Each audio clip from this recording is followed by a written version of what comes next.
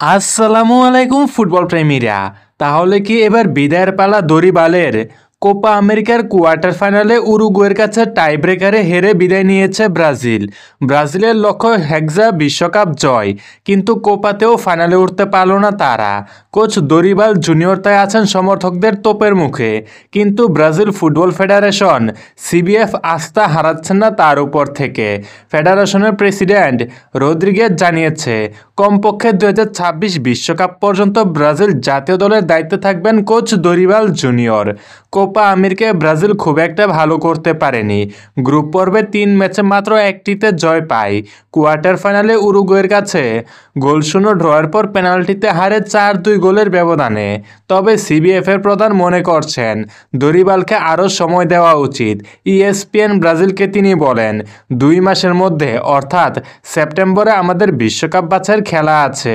আমাদের পরিকল্পনা হলো তাকে দায়িত্বে রাখা। এটা বিশ্বকাপ চক্র। তিনি এবং তার কোচিং স্টাফ বুঝতে পেরেছে কোন জায়গাটা ঠিক করতে হবে। দরিবাল ভালো করেই জানেন কোথায় সমস্যাটা হচ্ছে। এভাবে একটি জয়ী দল গড়ে ওঠে। কোপা আমেরিকায় ব্যর্থতার দায় নিজের কাঁধে নিয়েছেন দরিবাল, কিন্তু তিনি এও মনে করেন এই দলটির উন্নতির ভালো সুযোগ আছে। রদ্রিগেজও কোচকে সময় দেওয়ার পক্ষে। তিনি বলেন, আমরা জিততে চেয়েছিলাম, তবে আমরা এটাও জানি নতুন একটা গ্রুপকে নিয়ে কাজে মাত্র শুরু।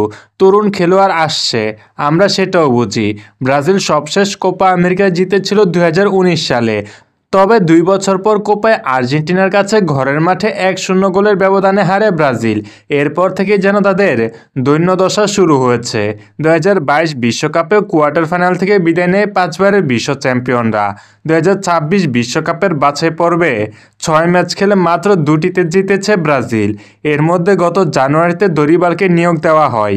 দরিবালের অধীনে আগামী 4 সেপ্টেম্বর ইকুয়েডরের বিপক্ষে বিশ্বকাপ বাছাই পর্বের মিশনে ফের মাঠে নামবে ব্রাজিল।